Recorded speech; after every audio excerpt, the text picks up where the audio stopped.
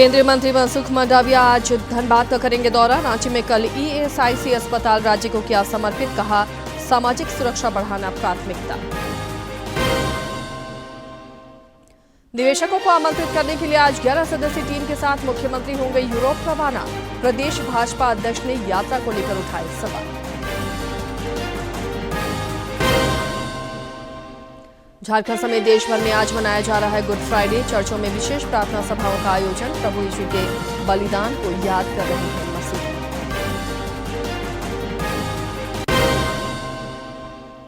और 7वें खेलो India youth games के लिए 15 सदस्यीय झारखंड कुश्ती टीम का चयन। अंतर जिला महिला सीनियर क्रिकेट प्रतियोगिता में रांची ने धनबाद को हराकर फाइनल में बनाई जगह।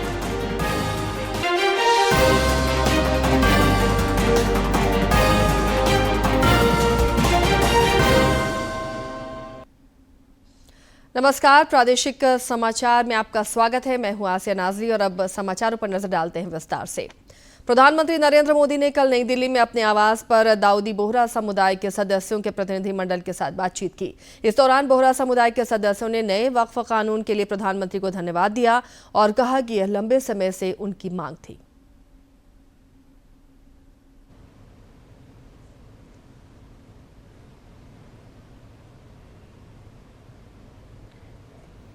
दाऊदी बोहरा समुदाय के प्रतिनिधिमंडल ने कल प्रधानमंत्री नरेंद्र मोदी से मुलाकात की है और साथ ही प्रतिनिधिमंडल ने वक्फ संशोधन कानून के लिए उनका आभार जताया है। साथ ही साथ केंद्रीय मंत्री किरेन रिजिजू भी उनके साथ मौजूद रहे और प्रतिनिधिमंडल ने प्रधानमंत्री के सबका साथ सबका विश्वास की जो प्रतिबद्धता है उस पर प्रधानमंत्री का विश्वास जताया, आभार जताया और साथ ही कहा कि वक्फ कानून की जो लंबे समय से मांग थी वो प्रधानमंत्री नरेंद्र मोदी के कार्यकाल में पूरी हो पाई है। 1923 से हम ये गुहार गवर्नमेंट से लगा रहे हैं कि हमें एग्जेम्पशन चाहिए। साहब, ये जो एक्ट आया है वो प्रिवी काउंसिल क्यों लेकर आई? प्रिवी काउंसिल ने ये एक्ट इनेक्ट किया माइनॉरिटी के प्रोटेक्शन के लिए। लेकिन साहब, आपने ये एक्ट इनेक्ट किया सिर्फ माइनॉरिटी के प्रोटेक्शन के लिए नहीं, बल्कि माइनॉरिटी विद इन माइनॉरिटी के लिए। तो ये उस दिशा में साहब बहुत ही बड़ा स्टेप है। It is indeed a very strong step for the way forward. सर्वोच्च न्यायालय ने वक्फ कानून पर अंतरिम रोक लगाने से इनकार कर दिया है। न्यायालय में सुनवाई के दौरान सॉलिसिटर जनरल ने अदालत को सूचित किया कि केंद्र सरकार 7 दिनों के भीतर अपना जवाब प्रस्तुत करेगी। वक्फ कानून में हाल में किए गए संशोधनों की संवैधानिक वैधता को चुनौती देने वाली याचिकाओं पर सुप्रीम कोर्ट में गुरुवार को दूसरे दिन सुनवाई जारी रही। भारत के मुख्य न्यायाधीश न्यायमूर्ति संजीव खन्ना, जस्टिस संजय कुमार और जस्टिस के.वी. विश्वनाथन की बेंच ने केंद्र सरकार को जवाब दाखिल करने के लिए 7 दिन की मोहलत दी है। सुप्रीम कोर्ट ने कानून पर अंतरिम रोक नहीं लगाई है। हालांकि केंद्र ने खुद कोर्ट को आश्वासन दिया है कि अगली सुनवाई तक पुराने कानून के तहत वक्फ घोषित संपत्ति को डिनोटिफाई नहीं किया जाएगा। साथ ही स्टेट वक्फ बोर्ड और सेंट्रल वक्फ काउंसिल में कोई नियुक्ति नहीं होगी। सुनवाई के दौरान सॉलिसिटर जनरल तुषार मेहता ने जवाब दाखिल करने के लिए 1 सप्ताह का समय मांगा, जिसे अदालत ने स्वीकार कर लिया। माननीय अदालत ने कहा कि जो वक्फ यूजर है, जो रजिस्टर्ड हैं और गैजेटेड हैं, उसको गवर्नमेंट डी नोटिफाई नहीं करेगी टिल द नेक्स्ट डेट। जो रजिस्टर्ड एंड गैजेटेड हैं वही सिर्फ डी नोटिफाई नहीं होंगे, उसके अलावा संशोधन के हिसाब से सरकार कार्रवाई करने को स्वतंत्र है।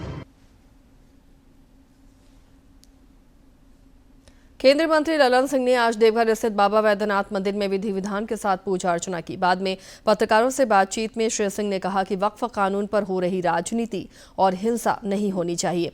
उन्होंने कहा कि जिस राज्य में हिंसा की राजनीति हो रही है वो ठीक नहीं है।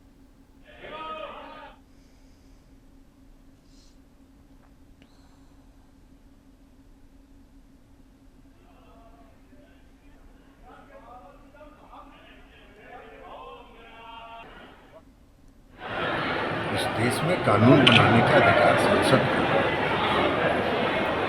मुखर कानून नहीं चलता। हम जो बोल रहे हैं वही कानून। तो इस तरह की हिंसा फैलाने के पीछे जो सत्ता पीछे खड़ी रहती है, उस जनता को सतर्कता बरतना चाहिए, क्योंकि इसका जो आग है वो आग ऐसे लोगों को ही झुलस के समाप्त करेगी। झारखंड पुलिस के स्पेशल ब्रांच ने संशोधित वक्फ कानून को लेकर रांची, जमशेदपुर और धनबाद सहित सभी पुलिस अधीक्षकों को विधि व्यवस्था को लेकर अलर्ट जारी किया है।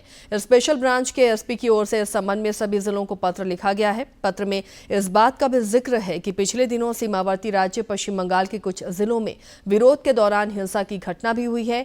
ऐसे में सुरक्षा व्यवस्था दुरुस्त किए जाने की जरूरत है। केंद्रीय श्रम मंत्री डॉक्टर मनसुख मांडविया के 2 दिवसीय झारखंड दौरे का आज आखिरी दिन है। इस सिलसिले में डॉक्टर मांडविया आज धनबाद में डीजीएमएस कार्यालय का निरीक्षण करेंगे। इससे पहले उन्होंने रांची के नामकुम में ईएसआईसी के 220 बेड के अस्पताल का उद्घाटन किया। इस दौरान रक्षा राज्य मंत्री संजय सेठ और सांसद प्रदीप वर्मा भी मौजूद थे। केंद्रीय मंत्री मनसुख मांडविया ने रांची के नामकुम में 100 करोड़ की लागत से बने ईएसआईसी अस्पताल का उद्घाटन किया। इस दौरान रक्षा राज्य मंत्री संजय सेठ साथ नजर आए। केंद्रीय मंत्री मनसुख मांडविया ने बताया कि देश भर में 165 अस्पताल और 1500 से अधिक डिस्पेंसरी चलाई जा रही है। रांची के नए ईएसआई अस्पताल और मेडिकल कॉलेज में 40% सीट श्रमिक परिवारों के बच्चों के लिए आरक्षित होगी। देश में 165 हॉस्पिटल है और ईएसआईसी के द्वारा 1500 से अधिक डिस्पेंसरी चलाई जाती है। आज ईएसआईसी रांची की 220 बेड की अस्पताल की इनॉग्रेशन के अवसर पर यहाँ इनॉग्रेशन के साथ नेक्स्ट ईयर में 50 सीट से चालू होने वाली मेडिकल कॉलेज का भी प्रारंभ करा जाएगा। वहीं केंद्रीय रक्षा राज्य मंत्री संजय सेठ ने कहा कि केंद्र सरकार और प्रधानमंत्री नरेंद्र मोदी की पहल पर देश की बड़ी आबादी आयुष्मान भारत योजना का लाभ उठा रही है। उन्होंने कहा कि रांची के नवनिर्मित ईएसआईसी अस्पताल में मेडिकल कॉलेज के खुल जाने से यह स्वास्थ्य सुविधा के क्षेत्र में मील का पत्थर साबित होगा। आज करोड़ों लोग आयुष्मान कार्ड से अपना इलाज करा रहे हैं और आज जब 220 बेड का यह अस्पताल हो गया है, हमारे जो कर्मचारी हैं जो ईएसआई में कवर करते हैं उनको सुविधा, ताकि इस क्षेत्र के अंदर स्वास्थ्य सेवा में एक लंबी लकीर खींचे। ईएसआईसी अस्पताल केंद्र सरकार की ओर से झारखंड राज्य को तोहफा है, जिसका लाभ करीब 5 लाख से अधिक बीमित श्रमिकों को मिलेगा। डीडी न्यूज के लिए रांची से कर्मवीर की रिपोर्ट। मुख्यमंत्री हेमंत सोरेन आज 11 सदस्यीय टीम के साथ यूरोप रवाना हो रहे हैं। अपनी यात्रा के दौरान श्री सोरेन स्पेन, मैड्रिड और बार्सिलोना और स्वीडन के गोथेनबर्ग में निवेशकों के साथ बैठक कर उन्हें झारखंड में निवेश के लिए आमंत्रित करेंगे। 19 अप्रैल को मुख्यमंत्री के नेतृत्व में प्रतिनिधिमंडल मैड्रिड पहुंचेगा और यहां प्रमुख कंपनियों के प्रतिनिधियों के साथ निवेश को लेकर बैठक होगी। 25 अप्रैल को स्वीडन में क्लीन एनर्जी पर काम करने वाली कंपनियों की टीम से प्रतिनिधिमंडल की मुलाकात होगी। प्रदेश भाजपा अध्यक्ष बाबूलाल मरांडी ने मुख्यमंत्री हेमंत सोरेन के विदेश यात्रा पर सवाल उठाया है। उन्होंने एक सोशल मीडिया पोस्ट में कहा कि राज्य की कानून व्यवस्था ध्वस्त हो चुकी है, दिन दहाड़े हत्याएं हो रही हैं और बिजली संकट गहराया हुआ है। इस बीच मुख्यमंत्री अपनी विधायक पत्नी और एक बड़े सरकारी प्रतिनिधिमंडल के साथ स्वीडन और स्पेन की यात्रा पर जा रहे हैं। अगर इस यात्रा का उद्देश्य विदेशी निवेश लाना है तो सबसे बड़ा सवाल है कि उद्योग मंत्री को क्यों नहीं साथ ले जाया जा रहा। ऐसा पहली बार नहीं हो रहा। कोलकाता में हुई निवेशक की बैठक में उद्योग मंत्री को अपमानित कर अंतिम समय पर शामिल होने से रोक दिया गया था और उनके स्थान पर हेमंत सोरेन अपनी पत्नी को साथ ले गए थे। उन्होंने कहा कि हेमंत सोरेन सरकार में शामिल दलों के मंत्रियों को तरजीह नहीं दी जा रही। पुलिस महानिदेशक अनुराग गुप्ता ने निर्देश दिया है कि सभी आईजी और डीआईजी अपने अपने क्षेत्रों में प्रतिनियुक्त वाहिनी की कंपनियों का निरीक्षण करेंगे। उन्होंने ये भी निर्देश दिया है कि कंपनी में बलों की कमी को पूरा करने के लिए पर्याप्त संख्या में उनकी प्रतिनियुक्ति करना सुनिश्चित करें। डीजीपी कल जैप, आईआरबी, एसआईआरबी की कार्यप्रणाली की समीक्षा कर रहे थे। केंद्रीय गृह सचिव गोविंद मोहन 25 अप्रैल को झारखंड के दौरे पर आएंगे। इसे लेकर पुलिस मुख्यालय में तैयारियां शुरू कर दी गई हैं। गृह सचिव रांची में वरीय अधिकारियों के साथ बैठक करेंगे। इस दौरान नक्सल उन्मूलन अभियान, मादक पदार्थों के दुरुपयोग और इसके अवैध व्यापार पर रोक लगाने समेत अन्य बिंदुओं पर भी चर्चा होगी। केंद्रीय गृह सचिव के साथ अधिकारियों की एक टीम भी झारखंड आएगी। पूर्व मुख्यमंत्री सह भाजपा नेता चंपाई सोरेन कल बोकारो के बालीडीह में सरहुल मिलन समारोह में शामिल हुए। इस दौरान उन्होंने संताल परगना में आदिवासी और मूलवासियों की घटती संख्या पर चिंता जताई और कहा कि लगातार आदिवासी समाज की परंपराओं पर हमला हो रहा है।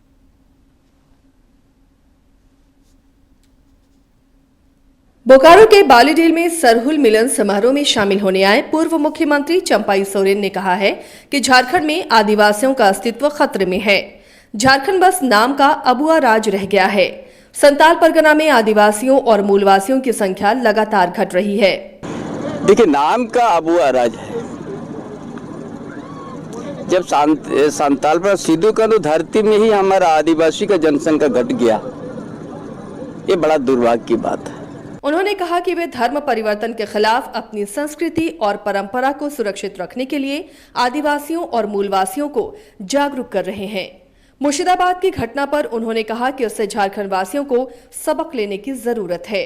सबसे ज्यादा प्रहार हो रहा है संताल परगना में, इसीलिए ये परंपरा को बचाना है, रूढ़िवादी प्रथा को बचाना है। और संताल पर धरती में जो आदिवासी का जनसंख्या घट गया है, मूलवासी का भी घट गया है। एक विशेष समुदाय का बड़ी तेजी से रफ्तार से बढ़ रहा है। ये झारखंड प्रदेश के लिए ये बहुत बड़ा चिंता का विषय है। डीडी न्यूज के लिए बोकारो से मनोज कुमार की रिपोर्ट। नगर विकास मंत्री सुदेव कुमार सोनू ने गिरिडीह के पीटार प्रखंड सभागार में पीटार मेगा लिफ्ट और कोनार सिंचाई परियोजना को लेकर महत्वपूर्ण बैठक की। इस दौरान उन्होंने इन दोनों परियोजनाओं की जानकारी अधिकारियों से ली। श्री कुमार ने कहा कि इन महत्वपूर्ण परियोजनाओं के प्रभावी क्रियान्वयन से क्षेत्र में व्यापक जल संकट की समस्या दूर होगी। इस दौरान मंत्री हाफिजुल हसन और जिले के उपायुक्त नमन प्रियेश लकड़ा समेत कई अधिकारी मौजूद रहे। राज्य सरकार ने रिम्स के निदेशक पद से डॉक्टर राजकुमार को तत्काल प्रभाव से हटाने का निर्णय लिया है। स्वास्थ्य विभाग द्वारा निदेशक पद से डॉक्टर राजकुमार को हटाए जाने संबंधी प्रस्ताव को मुख्यमंत्री हेमंत सोरेन ने मंजूरी दे दी है। डॉक्टर राजकुमार के खिलाफ मंत्रिपरिषद, स्वास्थ्य विभाग और रिम्स शासी परिषद के निर्णयों का पालन नहीं करने और सेवा संतोषजनक नहीं पाए जाने की वजह से ये कार्रवाई की गई है। आपका पसंदीदा डीडी झारखंड नए तेवर और नए कलेवर के साथ आपके बीच है, ताकि पल पल की खबरें आप तक पहुंचें।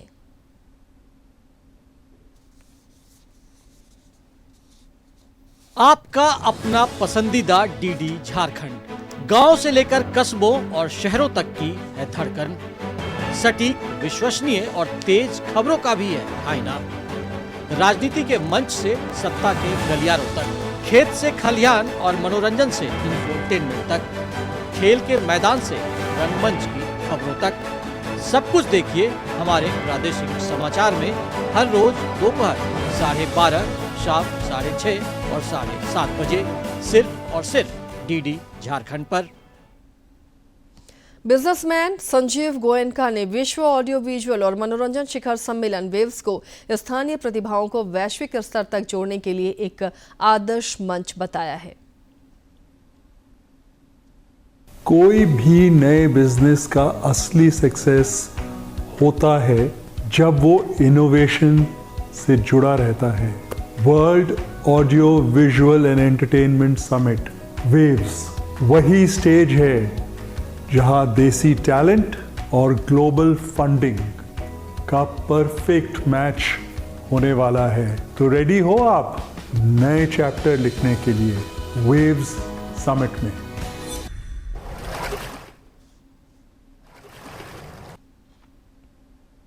झारखंड उच्च न्यायालय ने राज्य के विश्वविद्यालयों में शिक्षक और शिक्षकेतर कर्मियों की नियुक्ति मामले में झारखंड लोक सेवा आयोग जेपीएससी को प्रगति रिपोर्ट दाखिल करने को कहा है। मुख्य न्यायाधीश एमएस रामचंद्र राव और न्यायाधीश राजेश शंकर की अदालत में एक जनहित याचिका पर सुनवाई के दौरान जेपीएससी ने कहा कि सहायक प्राध्यापकों की नियुक्ति को लेकर फिर से विज्ञापन जारी किया जाएगा। मामले की अगली सुनवाई 24 जुलाई को होगी।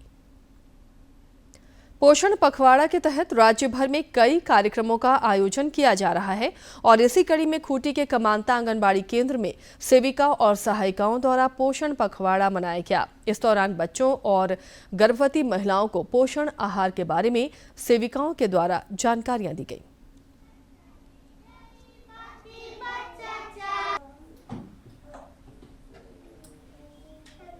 अभी हम लोग का पोषण पखवाड़ा चल रहा है। उसमें हम लोग बच्चों को जैसे अनौपचारिक शिक्षा देते हैं, उसमें बच्चों को खिलाते हैं सादा खाना, सब्जी, दाल और अंडा, और इसके अलावा हम लोग हरी साग सब्जी को भी खिलाते हैं। यहाँ पर गर्भवती महिलाओं को जैसे कि पौष्टिक आहार के लिए हलवा मिला जाता है, दलिया, फिर आयरन का गोली भी मिलता है जिसका खून का कमी है उसको तो मतलब स्पेशल समझाया जाता है कि मतलब आयरन का गोली मतलब ये सेवन करना चाहिए। रांची के नामकुम स्थित खोजा टोली आर्मी ग्राउंड में होने वाले वायुसेना के एयर शो की तैयारियां पूरी हो चुकी हैं। इसके लिए भारतीय वायुसेना का 6 एयरक्राफ्ट कल रांची पहुंचा। देर शाम सूर्य किरण की टीम द्वारा यहां रिहर्सल भी किया गया। रक्षा राज्य मंत्री संजय सेठ की पहल पर रांची में पहली बार वायुसेना का एयर शो आयोजित किया गया है, जिसमें राज्यपाल संतोष कुमार गंगवार समेत कई नेता और मंत्री शामिल होंगे। 19 और 20 अप्रैल को आयोजित होने वाले इस एयर शो में सूर्य किरण एरोबेटिक टीम की हैरतअंगेज हवाई करतब आकर्षण का केंद्र होगा, जो भारतीय वायुसेना के अदम्य साहस और देश के प्रति निष्ठा को दर्शाएगा। बढ़ते हैं आगे। झारखंड समेत देश भर में आज श्रद्धा और आस्था के साथ गुड फ्राइडे मनाया जा रहा है। करुणा, शांति और प्रेम के इस पर्व को लेकर सभी गिरजाघरों में विशेष प्रार्थना सभा आयोजित हो रही है, जिसमें मसीही समुदाय के लोग शामिल हो रहे हैं। गुड फ्राइडे मानव समाज को प्रेम, ज्ञान और अहिंसा का संदेश देता है। ये ईस्टर संडे से पहले पड़ने वाले शुक्रवार को मनाया जाता है। मान्यता ये भी है कि शुक्रवार को सूली पर चढ़ने के तीसरे दिन यानी रविवार को यीशु मसीह फिर जीवित हो गए, इसलिए 2 दिन बाद ईस्टर संडे मनाया जाएगा। दुनिया के अलग अलग देशों में गुड फ्राइडे विभिन्न तरीकों से मनाया जाता है। सभाओं में यीशु के क्रूस पर चढ़ने की कहानी पढ़ी जाती है, भजन गाए जाते हैं और उपदेश भी दिए जाते हैं। गुड फ्राइडे प्रभु ईसा मसीह को सलीब पर चढ़ाए जाने की स्मृति में मनाया जाता है। इसी दिन प्रभु यीशु ने मनुष्यता को पापों से मुक्ति दिलाने के लिए अपना जीवन उत्सर्ग किया था। रांची समेत राज्य भर के गिरजाघरों में विशेष प्रार्थना सभा का आयोजन किया गया।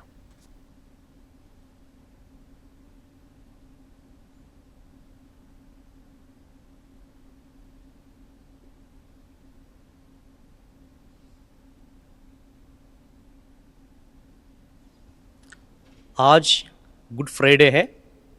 हम सभी क्रिश्चियों के लिए, क्रिस्तीय समुदाय के लिए ये महत्वपूर्ण दिन है, ये पवित्र दिन है, क्योंकि आज का दिन हमारे ईश्वर, सर्वशक्तिमान ईश्वर ईसा मसीह क्रूस पर अपना ही जीवन हम सबों के लिए बलिदान के रूप में अर्पित करते हैं। देखिए, वो शक्तिशाली थे, ईश्वर थे और वो अपने आप को बचा सकते थे, फिर भी वो कमज़ोर व्यक्ति बन के हम सबों के पापों के लिए अपना ही जीवन कुर्बान कर देते हैं। प्रधानमंत्री नरेंद्र मोदी ने गुड फ्राइडे पर प्रभु ईसा मसीह को याद किया है। उन्होंने अपने सोशल मीडिया पोस्ट में कहा कि यह दिन हमें दयालुता, करुणा और हमेशा उदार हृदय रखने की प्रेरणा देता है। हम ईसा मसीह के बलिदान को याद करते हैं। ये दिन हमें दयालुता, करुणा और हमेशा उदार हृदय रखने की प्रेरणा देता है। शांति और एकजुटता की भावना हमेशा बनी रहे।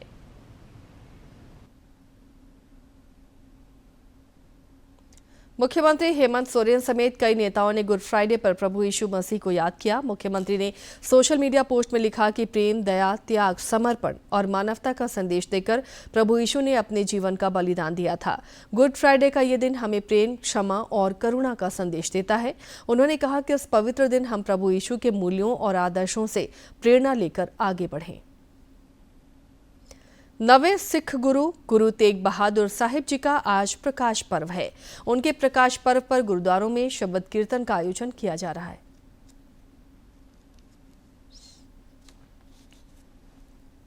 प्रकाश पर्व है। इनका जन्म 1621 में अमृतसर में हुआ था। वे छठे गुरु हरगोबिंद साहिब जी के सबसे छोटे पुत्र थे। एक निर्भीक योद्धा के साथ ही वे आध्यात्मिक विद्वान और कवि भी थे। उनके प्रकाश पर्व पर पंजाब में शबद कीर्तन का आयोजन किया जा रहा है। बड़ी संख्या में श्रद्धालु गुरुद्वारों में मत्था टेकने और पवित्र गुरबानी सुनने के लिए पहुंच रहे हैं।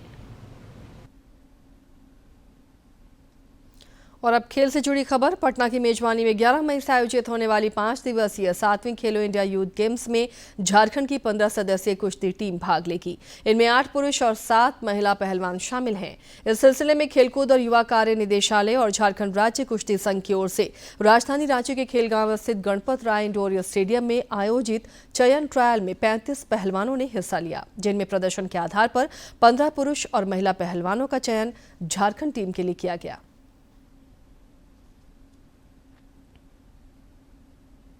झारखंड राज्य क्रिकेट संघ की ओर से आयोजित अंतर-जिला महिला सीनियर क्रिकेट प्रतियोगिता का फाइनल मैच कल चाईबासा में रांची और पश्चिमी सिंहभूम के बीच खेला जाएगा। कल खेले गए सुपर लीग मैच में रांची की टीम ने धनबाद टीम को 8 विकेट से हराकर फाइनल में अपनी जगह बनाई। खेल जगत की महत्वपूर्ण खबरों को अब देखते हैं फटाफट अंदाज में।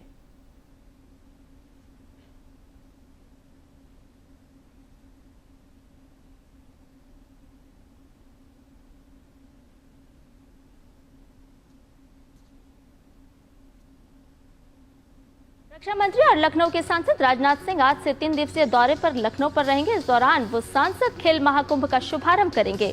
इसमें जूनियर और सीनियर दोनों श्रेणियों के लिए athletics, volleyball, kabaddi, basketball, football, hockey, मुक्केबाजी और ताइक्वांडो प्रतियोगिताएं होंगी। भारत के सौरभ कोठारी ने IBSF विश्व बिलियर्ड्स में पिछले विजेता पंकज आडवाणी को 725-480 अंक से हराकर खिताब जीत लिया है। इस जीत के साथ सौरभ कोठारी IBFF और WBL विश्व बिलियर्ड्स पेशेवर खिताब जीतने वाले तीसरे भारतीय खिलाड़ी बन गए हैं। भारत के स्टार भाला फेंक एथलीट नीरज चोपड़ा ने सीजन की शुरुआत गोल्ड के साथ की है। 2 बार के ओलंपिक मेडलिस्ट नीरज ने दक्षिण अफ्रीका में एक इनविटेशनल टूर्नामेंट में गोल्ड मेडल अपने नाम किया। नीरज ने 84.50 मीटर थ्रो के साथ शीर्ष स्थान हासिल किया।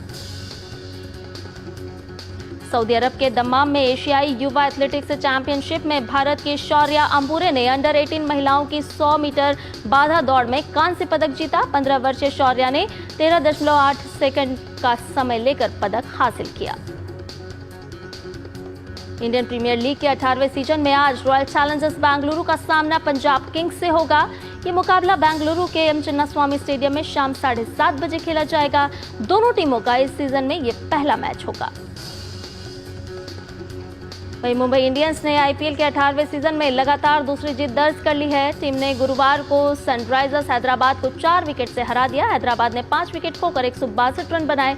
मुंबई ने 6 विकेट के नुकसान पर जीत का लक्ष्य हासिल कर लिया।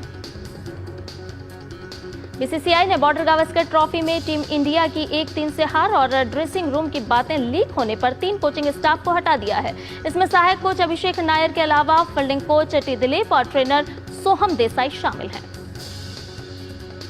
इंग्लिश फुटबॉल क्लब लिवरपूल के कप्तान वर्जिल वैन डिक ने लिवरपूल के साथ अपने अनुबंध को 2 साल और बढ़ा लिया है।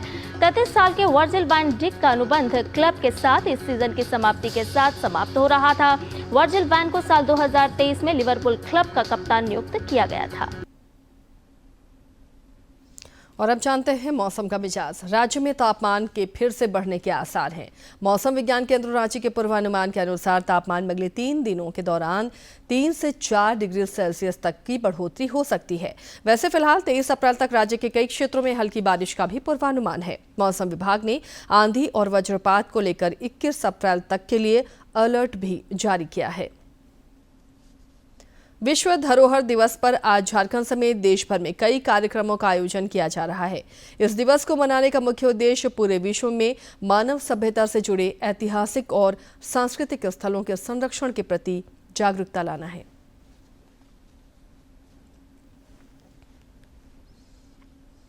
क्या आप जानते हैं कि भारत के पास आज कुल 43 यूनेस्को वर्ल्ड हेरिटेज साइट्स हैं। इनमें से 35 सांस्कृतिक, 7 प्राकृतिक और एक मिश्रित श्रेणी की धरोहर है। ये आंकड़ा सिर्फ गर्व का विषय नहीं है, बल्कि ये दर्शाता है कि हमारी विरासत को अब वैश्विक मंच पर भी वही सम्मान मिल रहा है जिसकी वो हकदार है। और यही वजह है कि भारत अब उन गिने चुने देशों की टॉप 10 लिस्ट में शामिल हो गया है, जिनके पास 40 से ज्यादा वर्ल्ड हेरिटेज साइट्स हैं।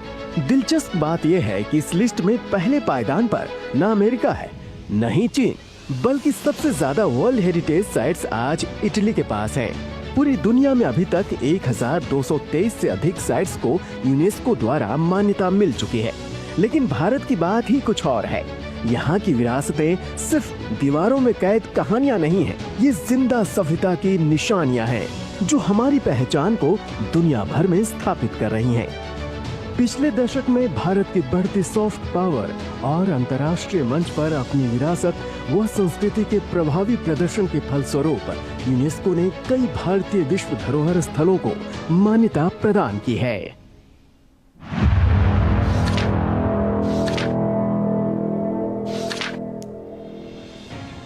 बीते 10 सालों की बात करें तो भारत की 12 से अधिक साइट्स को विश्व धरोहर का दर्जा मिला है।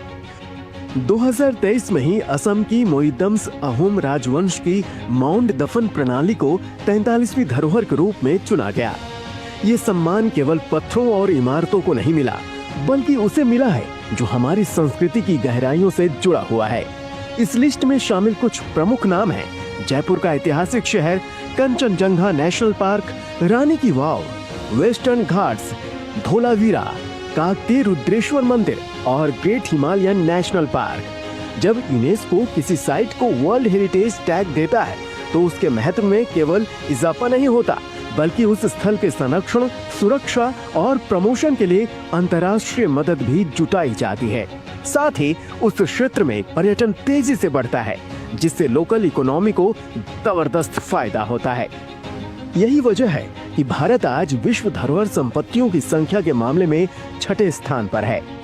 एक ऐसा स्थान जो हमारी विरासत की वैश्विक स्वीकार्यता को बयां करता है।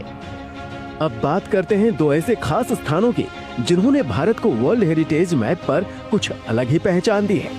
सबसे पहले अहमदाबाद, भारत का पहला शहर जिसे 2017 में वर्ल्ड हेरिटेज सिटी घोषित किया गया। ये शहर इतिहास और आधुनिकता का एक अनोखा संगम है, जहां इसके साथ ही इस बुलेटिन में फिलहाल इतना ही, लेकिन चलते चलते एक बार फिर से नजर डालेंगे अब तक की सुर्खियों पर।